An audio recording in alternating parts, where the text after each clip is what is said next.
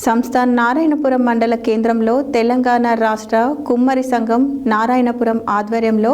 ఇటీవల కేంద్ర ప్రభుత్వం ప్రకటించిన కంబైన్ గ్రాడ్యుయేట్ లెవెల్ ఉద్యోగ ఫలితాలలో ఎక్స్చేంజ్ అండ్ కస్టమ్ డిపార్ట్మెంట్ ఎగ్జిక్యూటివ్గా ఉద్యోగం పొందిన చిలువేరు అనిల్కు సంఘం సభ్యులు ఆధ్వర్యంలో ఘనంగా సన్మానించారు.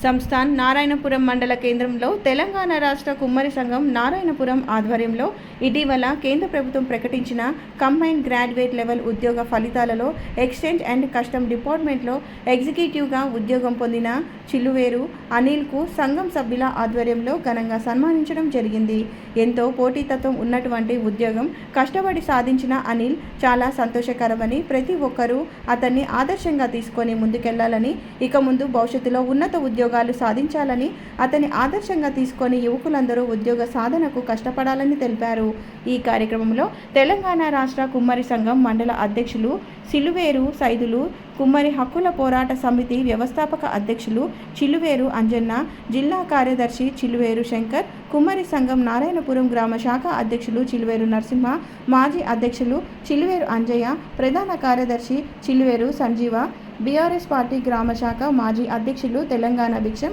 మాజీ వార్డు సభ్యులు చిలువేరు శంకర్, చిలువేరు శ్రావణ్, చిలువేరు మురళి, చిలువేరు చెంగయ్య, చిలువేరు అంజయ్య, చిలువేరు యాదయ్య, చిలువేరు సత్తయ్య, సిల్వర్ కిరణ్ పాల్గొన్నారు.